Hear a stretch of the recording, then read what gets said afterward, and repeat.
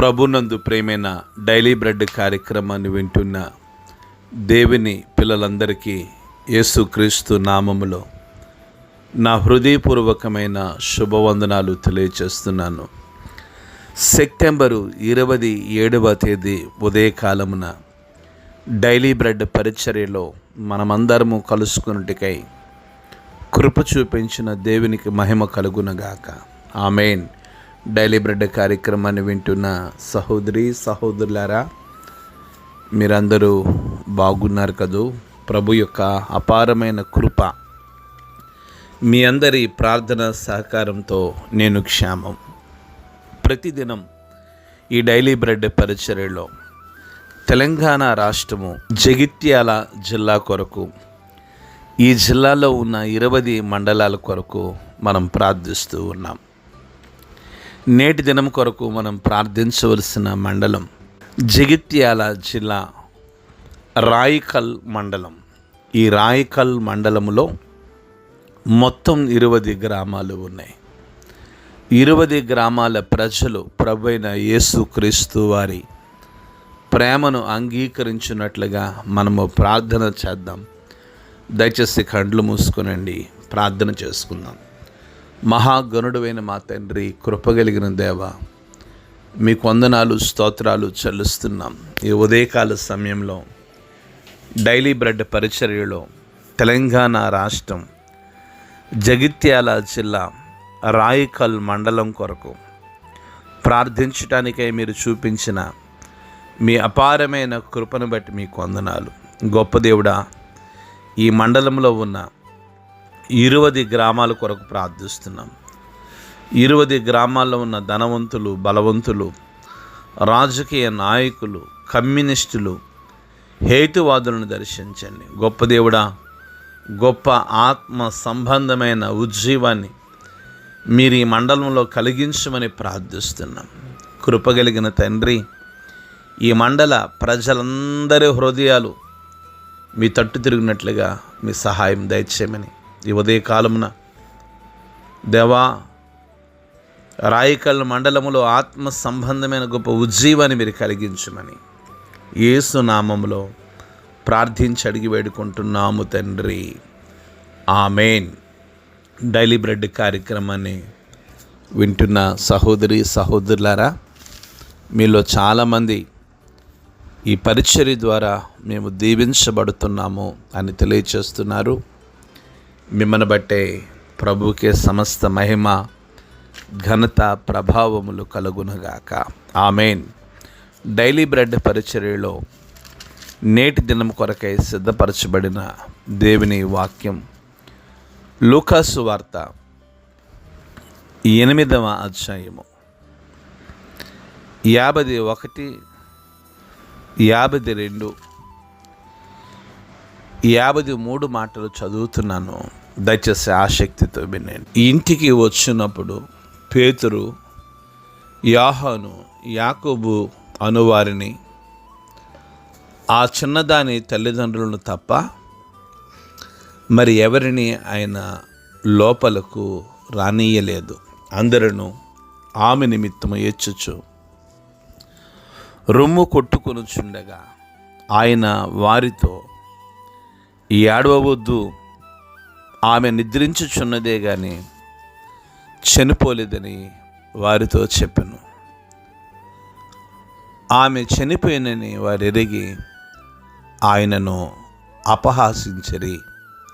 ప్రభు మన వెనికిడిలో ఈ మాటలు దీవించునుగాక. ఇది యాయూరు కుమార్తె గురించి, యాయూరు కుటుంబంలో జరిగిన సంఘటన గురించి ఈ మాటలు రాయబడ్డాయి.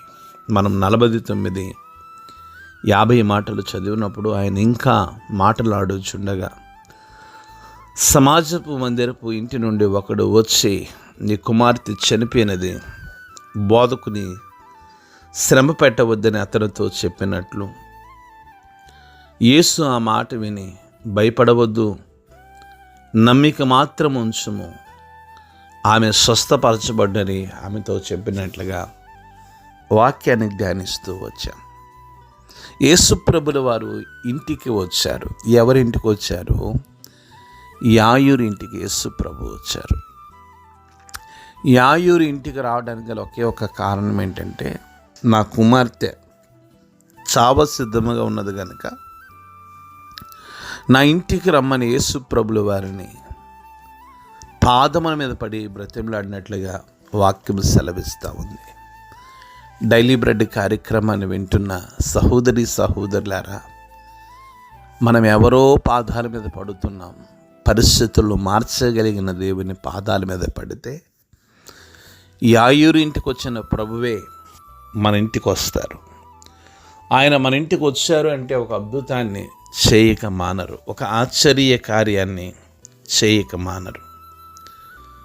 వాక్యం సెలవిస్తుంది, యేసు ప్రభుల వారు యాయీరు ఇంటికి వచ్చినప్పుడు పేతురు, యోహాను, యాకోబు అనే వారిని, ఆ చిన్నదాన్ని తల్లిదండ్రులను తప్ప మరెవరిని ఆ గది లోపలికి యేసు ప్రభు రానియలేదని వాక్యం సెలవిస్తుంది. అందరూ ఆమె మీద ఏడ్చుచు రొమ్ము కొట్టుకొనుచుండగా ఆయన వారితో ఏడవవద్దు, ఆమె నిద్రిస్తుంది కానీ చనిపోలేదని యేసు ప్రభుల వారు చెప్పారు. దయచేసి మీరు గమనించండి, అక్కడ ఎవరున్నారు? ఏడుస్తున్న వారు ఉన్నారు. ఏడుస్తున్న వారిని యేసు ప్రభు చూసి ఏమన్నాడంటే, ఏడవవద్దు అని చెప్పాడు. డైలీ బ్రెడ్ కార్యక్రమాన్ని వింటున్న సహోదరి సహోదరులారా, పరిస్థితుల వైపు చూసి ఏడుస్తున్నారా? కుటుంబం వైపు చూసి ఏడుస్తున్నారా?